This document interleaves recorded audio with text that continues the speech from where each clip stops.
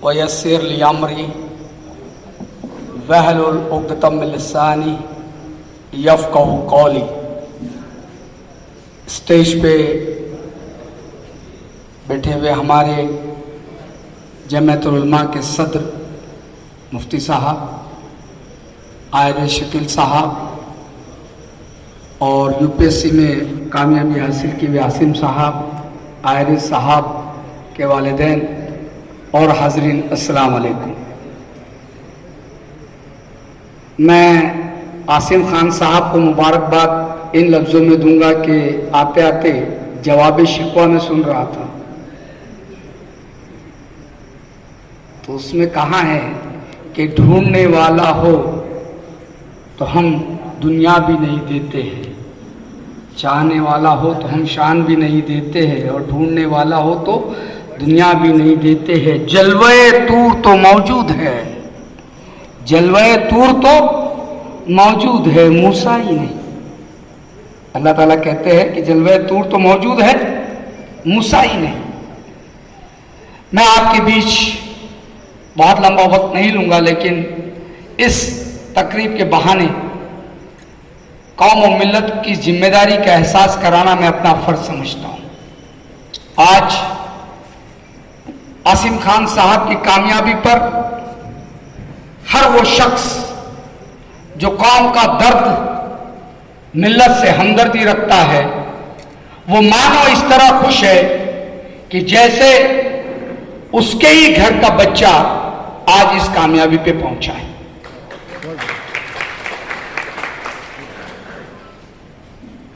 क्या ये काफी है? मैं मुबारकबाद देने के साथ साथ ये जिम्मेदारी समझता हूं कि ये शुरुआत है। हमारे धुलिया जिले से एक यूपीएससी निकलना ये शुरुआत होनी चाहिए, ना कि एंड होना चाहिए। उसके लिए क्या करना पड़ेगा, मैं दो तीन बातें बता के बात खत्म करता हूं। तीन चीजें होती है। एक होता है इंडिविजुअल एफर्ट्स, और जहां तक मैं आसिम खान साहब के बारे में जानता हूं, यह है इंडिविजुअल एफर्ट्स का नतीजा और फैमिली सपोर्ट का नतीजा। इंडिविजुअल एफर्ट्स और बहुत सारी नाकामियों को झेलने के बाद कहते हैं कि failure is not a desert, failure is not a desert जहां आप अपने आप को गवा दीजिए, बल्कि नाकामी कामयाबी के इमारत की एक एक ईंट होती है। जब वो नाकामियां देखता है तब जाकर ये इमारत बनती है, लेकिन वो नाकामियां नींव की ईंट की तरह जमीन में धस जाती है, जो कभी नजर नहीं आती। नजर आता है सिर्फ गुम्मत, और दुनिया उस कामयाबी को सलाम करती है, उन नाकामियों को कोई नहीं देख पाता। आज हमें यह समझना पड़ेगा कि इंडिविजुअल एफर्ट से एक बन सकता है, फैमिली सपोर्ट से दो बन सकते हैं, लेकिन जब यह प्रोग्राम जमीयतुल उलमा रखती है तो मैं ये समझता हूं कि मेरी जिम्मेदारी है कि मैं ये एहसास करा दूं कि अगर अगली स्टेप जो होगी ये कम्युनिटी इनिशिएटिव की होगी। कम्युनिटी इनिशिएटिव क्या होता है कि एक चीज को लेकर पूरी कौम और मिल्लत उसके लिए काम करे। जैसे मैं जमीयतुल उलमा का एक काम बताता हूं कि साहब बेगुनाह कैदियों को छुड़ाने के लिए अल्हम्दुलिल्लाह कई केस लड़ती है, और मुसलसल लड़ती है। मुसलसल इसके लिए पैसा जमा होता है, काम होता है, कौन दे रहा है कोई नहीं जानता, कौन ले रहा है कौन नहीं जानता, बच्चे छूट जाते हैं, बरसों केसें चलती है। वो जब बच्चा रिहा होकर आता है तो घर वाले खुशियां मनाते हैं और जमीयतुल उलमा का शुक्रिया अदा करते हैं। ये है कम्युनिटी इनिशिएटिव जमीयतुल उलमा का बेगुनाहों के लिए। अब मैं धुलिया का जमीयतुल उलमा पे जिम्मेदारी डालता हूं कि इस तरह का कम्युनिटी इनिशिएटिव ले और एक स्टडी सेंटर ये धुलिया में शुरू कर सकते हैं। मैं बहुत छोटी चीज आपको बताऊं, अंसार शेख ये स्टडी सेंटर के प्रोडक्ट थे। ये आप जानते हैं कि पुणे में कई लोग ऐसे हैं जिन्होंने अपनी बिल्डिंग दे दी, वहां हॉस्टल में रहने वाले अलग अलग बच्चे जो हॉस्टल में रहते हैं, लेकिन चूंकि माहौल नहीं होता है तो सुबह 7 बजे अपना बैग लेते हैं, स्टडी सेंटर में जाके पढ़ाई करते बैठते हैं और रात को 9 बजे लौट के आते हैं। आपको मुझे बताते हुए बड़ी खुशी हो रही है अल्हम्दुलिल्लाह। ये नहीं कि मैं अपनी तारीफ कर रहा हूं, मैं एक छोटी सी कोशिश का जिक्र करता हूं जो धुलिया में बहुत ज्यादा जरूरी है, एक स्टडी सेंटर कायम कीजिए, कॉम्पिटिटिव एग्जाम के लिए एक स्टडी सेंटर बनाइए। अल्हम्दुलिल्लाह लॉकडाउन के दरमियान जलगांव में हमने एक स्टडी सेंटर कायम किया, जहां से अल्हम्दुलिल्लाह 9 बच्चे आज हमारे पास स्टडी सेंटर में पढ़ाई करते। मैंने कुछ नहीं दिया, एक फ्लैट है, उसमें एक लाइब्रेरी है, जहां कॉम्पिटिटिव डिफरेंट कोर्सेज की किताबें हैं। ये बच्चे वहां आते हैं, सुबह 9 बजे आते हैं, टिफिन लेके आते हैं, रात के 9 बजे तक पढ़ते हैं और वो घर जाते हैं। आपके घर के पास ही मस्जिद के बाजू में आपने देखा हो, कुछ नहीं किया है। मैं ये नहीं कह रहा हूं मैंने किया, अल्हम्दुलिल्लाह इस साल हमारे 4 बच्चों ने एमपीएससी अप्लाई किए। वो जो अभी कंबाइंड का एग्जाम हुआ है, मेरे स्टडी सेंटर से 4 बच्चे अपीयर हुए, 6 बच्चे अल्हम्दुलिल्लाह हमारे पुलिस भर्ती के लिए तैयार हो रहे। मुझे कुछ नहीं करना, मैं आपको बता रहा हूं, कम्युनिटी इनिशिएटिव कीजिए। जमात उलमा एक स्टडी सेंटर कायम करे, एक रूम होगा, एक फ्लैट होगा, एक बच्चा उसमें ध्यान रखेगा, जहां 50-60 हजार की किताबें होगी और जहां जरूरतमंद बच्चे आएंगे वो पढ़ाई करेंगे। आज मैं धुलिया से ही मैं पढ़ा हूं, मैं धुलिया में रहा हूं, मैं आजाद नगर से पढ़ा हूं।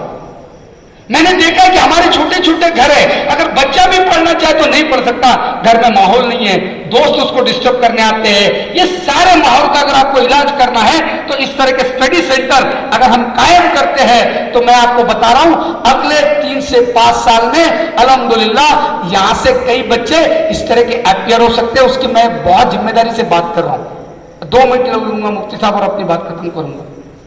जस्टिस सच्चर रिपोर्ट काफी जल्द से हम लोगों ने की है। पूरे महाराष्ट्र में यह बताते फिरे हम कि मुसलमानों की सिविल सर्विसेज में तादाद 4% है। भारतीय संविधान को और भारतीय सिस्टम को चलिए हम हुकूमत बनाते हैं, हम हुकूमत चलाते हैं, लेकिन हम हुकूमत के तरीकों को नहीं समझते, इसलिए हमारी कौम पीछे है। क्या है भारत का सिस्टम? Parliamentary system. ये इलेक्शन, ये जो आज एक आमदार लगाने के लिए एक छोटा छोटा बच्चा भी उसके नारे लगाता है, वो इसलिए कि कानून बनाने की जगह हमारा नुमाइंदा पहुंचे। ये है कानून बनाने वाला पहला सिस्टम। दूसरा, कानून चलाने वाला। आपको क्या लगता है ये मुल्क कौन चला रहा है? ये कोई मुल्क, ये प्रधानमंत्री या ये होम मिनिस्टर नहीं चला रहा। इनको तो ये भी नहीं पता ये आज है या कल नहीं है, क्योंकि कल आदेश आएगा इस्तीफा दो।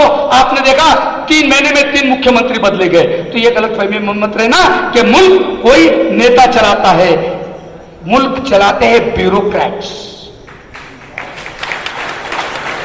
आसिम खान साहब की नुमाइंदगी ब्यूरोक्रेसी में है और उम्र के 60-58 साल तक कोई माइका लाल इस शख्स को अपने फैसले लेने से नहीं रोक सकता।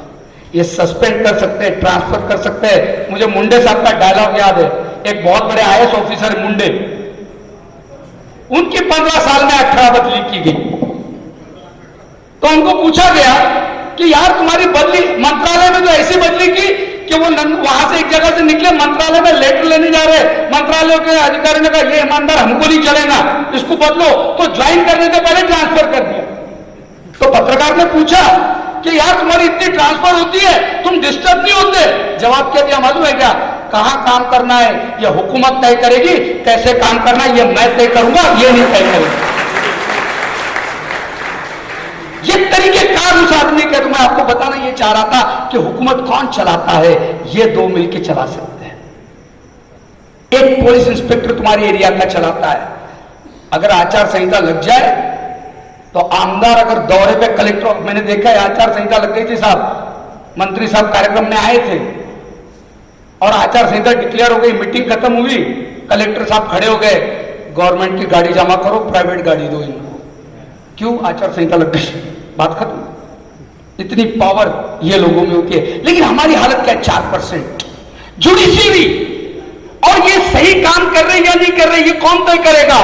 कहते हैं भारतीय न्याय व्यवस्था करती है, लेकिन राजेंद्र सच्चर करते भारतीय न्याय व्यवस्था में मुसलमानों की भागीदारी चिंता का विषय है। कोई आंकड़े नहीं दे पाए, कोई आंकड़े नहीं दे पाए। ना हमारे जज है, ना हमारे वकील है, लेकिन जेल में 18% हमारी तादाद है, जबकि 16% एक्चुअल तादाद गिनी गई।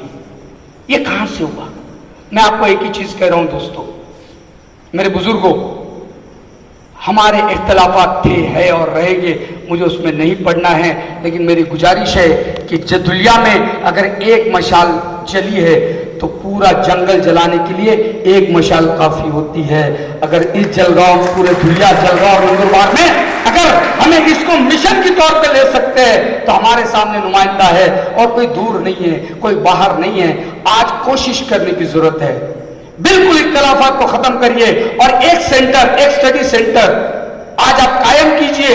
धीरे धीरे होगा, ये कोई देखेगा नहीं, कोई जलसा नहीं। अल्हम्दुलिल्लाह मैं बता रहा हूं, हमारे 9 बच्चे साल भर में सिर्फ 9 जमा हुए मुफ्ती साहब, लेकिन वो 9 कैसे सुबह आते 9 बजे, रात के 9 बजे तक, मैं रहूं ना रहूं, वो अपना अपना पढ़ रहे हैं। ऐसे बच्चा आइडेंटिफाई कीजिए, कम्युनिटी इनिशिएटिव कीजिए। अगर वो बच्चा काम पे जा रहा है तो ये जमीयतुल उलमा की जिम्मेदारी है। कितना कमाता है? 6,000 रुपए में ना जमीयत देंगी, लेकिन ये बच्चा पूरे टाइम वहां पढ़ाई करेगा। आप इस तरह के 6 बच्चे 10 बच्चे सिलेक्ट कीजिए। मैं आखिरी बात कह के बात खत्म कर दे रहा हूं। आईएएस को लेके हमारे 4% होते हैं।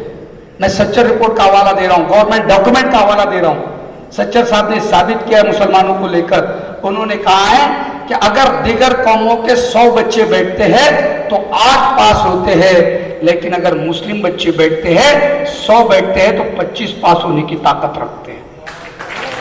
मैं असीम खान साहब से गुजारिश करूंगा कि पूरे कितने आईएएस हमारे बने वो तो आप बताइए आंकड़ा, लेकिन एक आंकड़ा ये भी बताइए कितने एपियर हुए थे।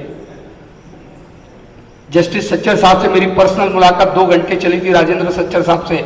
उन्होंने मुझे पर्सनल में एक बात कही थी, मैं ये समझता हूं मैं कौम को, मेरी जिम्मेदारी है कि उनका संदेश आपको देके अपनी बात खत्म कर दूं।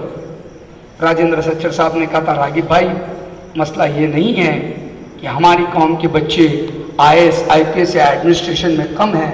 उन्होंने कहा कि मसला यह है कि हमारे बच्चे एपियर नहीं होते, एपियर नहीं होते।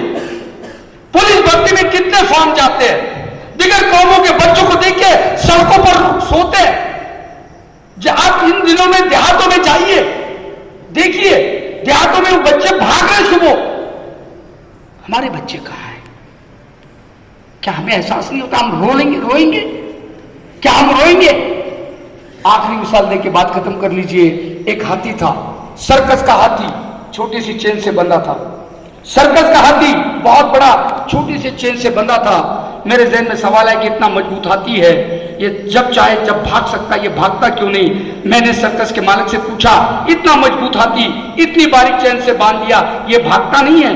सर्कस के मालिक ने कहा, मैंने हाथी नहीं बांधा है, हाथी की मानसिकता को बांधा है, हाथी की ज़हनियत को बांधा है। मैंने कहा मैं मतलब नहीं समझा। उसने कहा जब इस हाथी को पकड़ के लाए थे बहुत छोटा था, उसके लिहाज से चैन बहुत मजबूत थी, इसने बहुत दिनों कोशिश की। ये जब भी कोशिश करता लौलौहान होता, ये अपनी उस चैन को देखता, सरखम करता, और एक दिन ऐसा आया इसने उस चैन को देखा और ये कबूल कर लिया कि वो ये चैन नहीं तोड़ सकता। बरस बीत गए, साल बीत गए, ये हाथी आज एक मजबूत हाथी बन गया है, लेकिन आज भी इस चैन को देखकर ये सरखम कर लेता है और ये कह देता है ये मैं चैन नहीं तोड़ सकता। हमारे आसिम खान ने इस चैन को तोड़ के बताया है और वो पद पर पहुंचा है, और ये संदेशा है दुनिया वालों को और पूरे उसको कि हम उर्दू मीडियम में रहकर भी यूपीएससी क्रैक कर सकते हैं, हम अपनी ताकत और अपने हौसले को पा सकते हैं। दोस्तों, आज की तकरीब के लिए फिर मैं एक बार मुबारकबाद देता हूं जमीयतुल उलमा को कि इस तरह की मत को इन्होंने बुलाया। आसिम खान साहब को भी बहुत बहुत दिल की गहराई से मुबारकबाद। अल्लाह आपको दीन और ईमान पर कायम रखे और इस मुल्क को बता दे कि अगर डॉक्टर कफील ईमानदारी और तमाम तकलीफों के बाद भी सुप्रीम कोर्ट उसको रिहा करता है तो याद रखिए हम अगर ईमानदारी से होंगे, और आसिम खान साहब आपसे तवक्को और अल्हम्दुलिल्लाह उम्मीद है कि जब भी नाम होगा मुंडे के बाद अगर कैडर में ईमानदारी में नाम होगा तो अल्हम्दुलिल्लाह हमारे आसिम खान साहब को हम वहां देखेंगे कि जहां ये कहा जाएगा कि यार इन्हें झुकना कभी सीखा नहीं है, मुझे बुलाया, इज्जत दी, मेरे 2 लफ्जों को आप लोगों ने समाप्त फरमाया। मैं इसके लिए आप सबका मशकूर हूँ। व आखिर दावाना अनिल हम्दुलिल्लाहि रब्बिल आलमीन।